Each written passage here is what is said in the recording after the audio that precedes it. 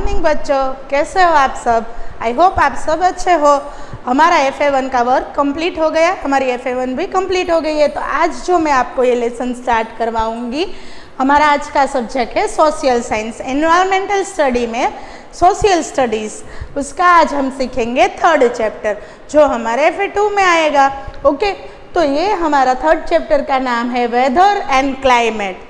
Weather and climate दोनों same word है। मैं आपको अगर बताऊँ तो दोनों का मीनिंग सेम है।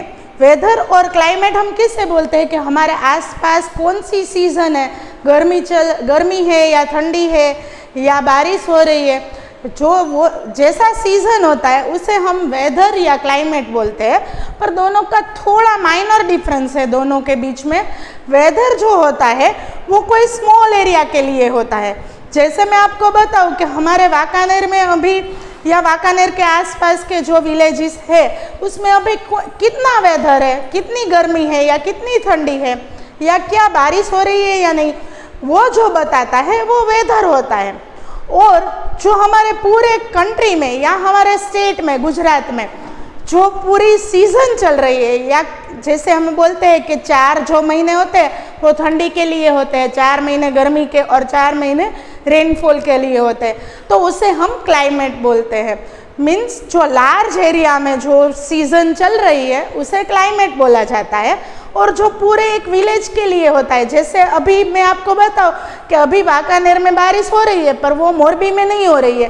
क्यों? क्योंकि हमारे जो छोटा सा एरिया होता है, छोटे से एरिया में जो भी वेदर कंडीशन होती है उसे हम वेदर बोलते हैं। आज सभी ने अभी अपने मम्मी पापा के मोबाइल में देखा होगा कि वहाँ पे ऐसा वेदर दिखाते हैं। मोबाइल में अभी तो वेदर ऐसे दिखाते हैं जैसे आपको दिखाते हैं 30 degree in Wankaner,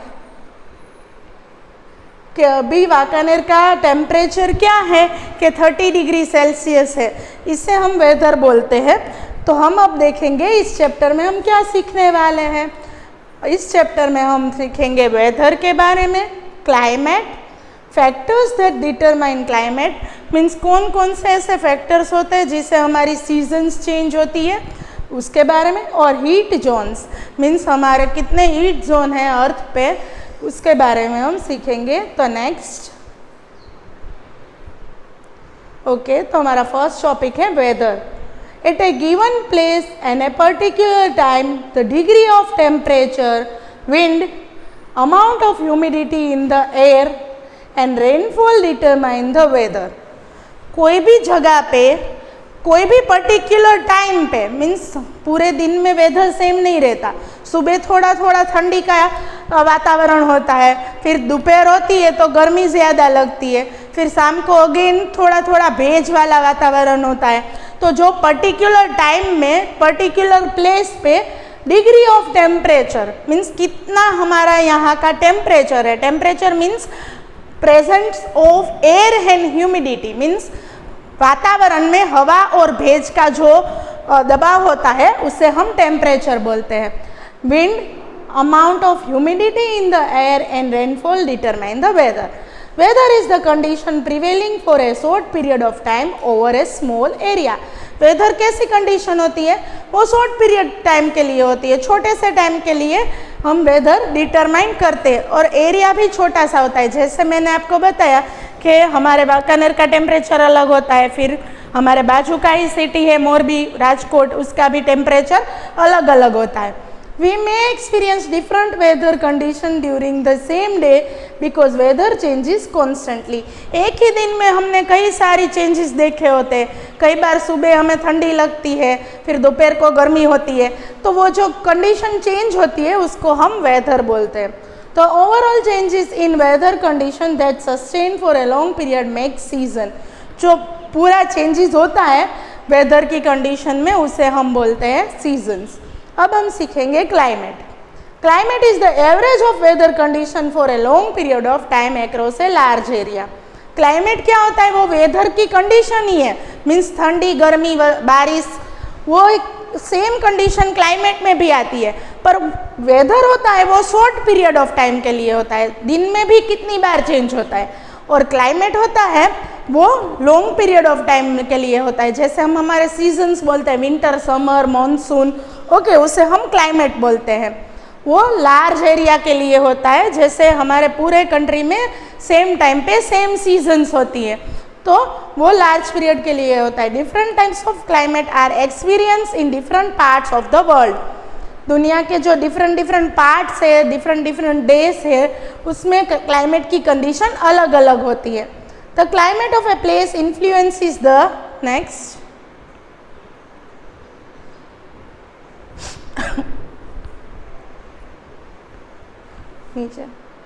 lifestyle of people, crops grown, clothes worn, food eaten and houses build.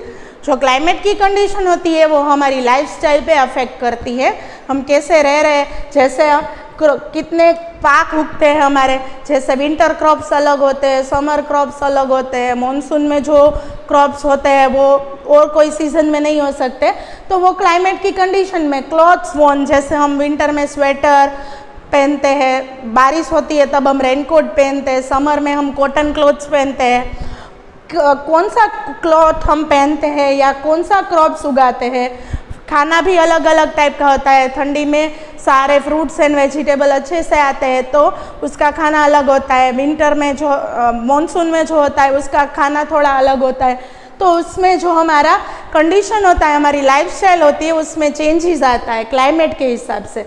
The climate also affects the life of animals and plants found in a reason.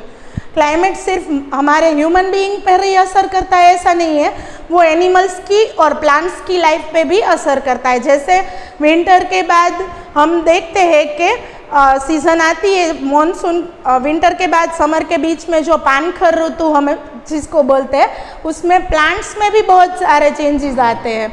फिर है factors that determine climate.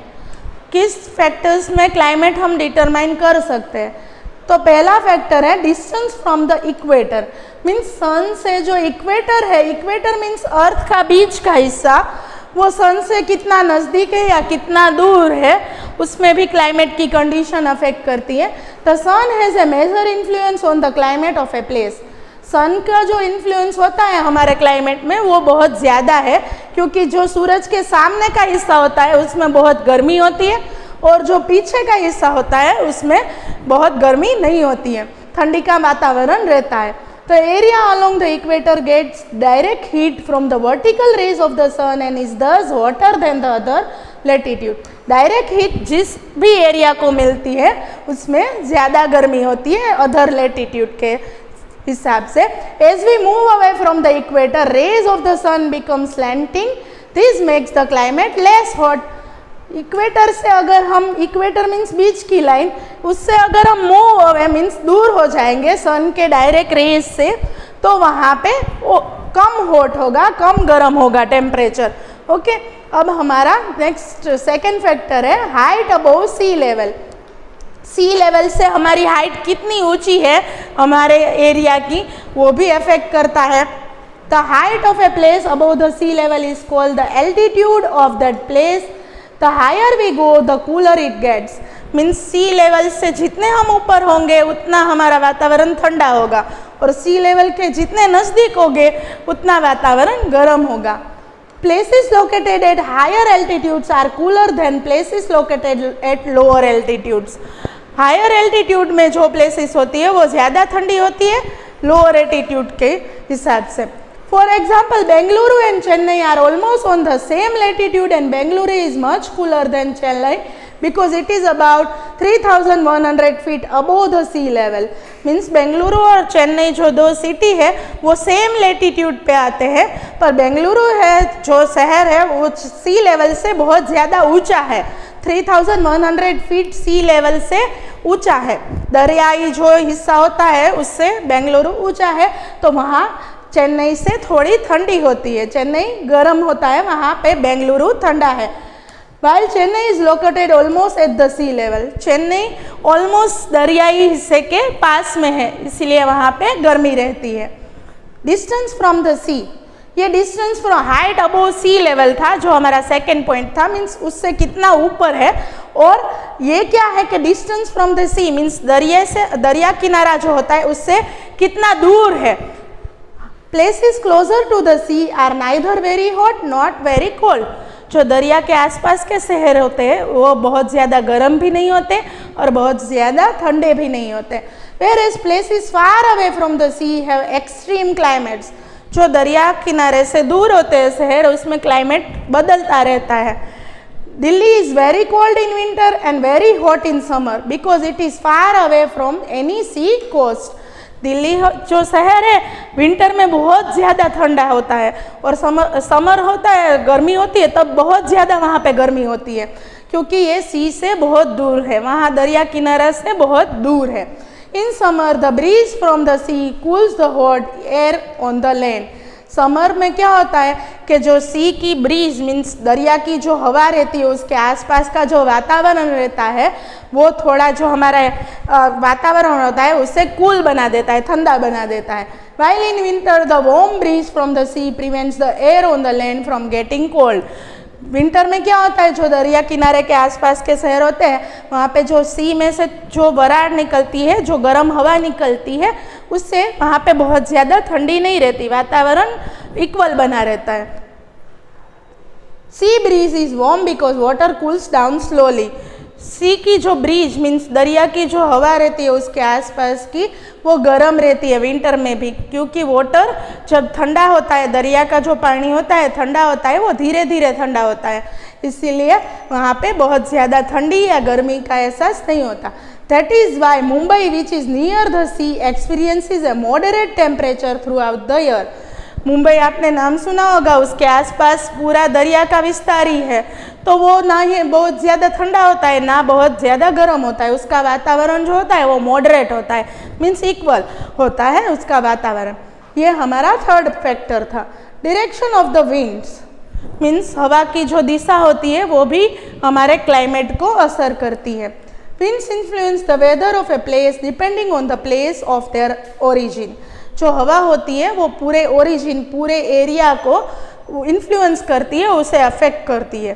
The winds coming from cold regions decrease the temperature of the region. जो ठंडी हवा होती है वो वातावरण को ठंडा बना देती है, टेम्परेचर डिक्रीज कर देती है।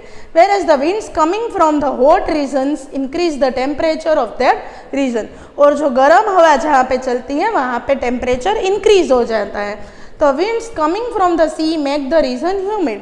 दरिया किनारा की जो हवा होती है, जो हमने इसमें सीखा पहले वाले पॉइंट में, कि वो मॉडरेट होती है, ह्यूमिड होती है, वहाँ का वातावरण भेज वाला होता है, ना तो बहुत ज़्यादा ठंडा होता है ना तो बहुत ज़्यादा गर्म। Next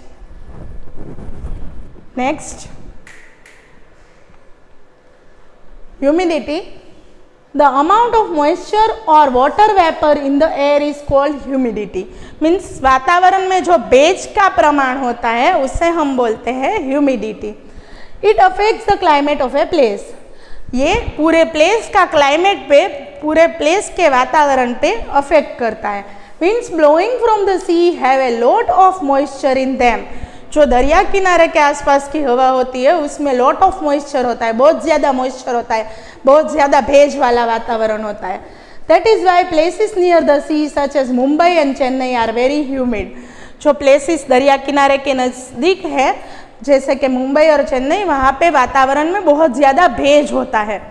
the rainfall that a place receives also depends on the level of humidity in the air. जो जहाँ पे भी जितना रेनफॉल होता है जिस भी सिटी में, वो किस पे डिपेंड करता है कि उस एरिया का भेज वाला वातावरण कैसा रहता है पूरे साल के दरमियान, उस पे ये डिपेंड करता है। ओके बच्चों, तो आज का हमारा वीडियो यहाँ पे कंप्लीट होता है। आज के वीडियो में आपको अगर कोई भी डाउट या क्वेरी है तो आप कॉल या मैसेज करके पूछ सकते हो। होमवर्क में मैं आपको पेज नंबर, मैडम एक मिनट, पेज नंबर दिखाइए। ओके, 205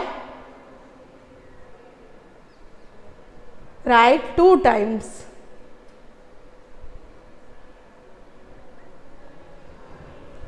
ओके, थैंक यू बच्चों, बाय।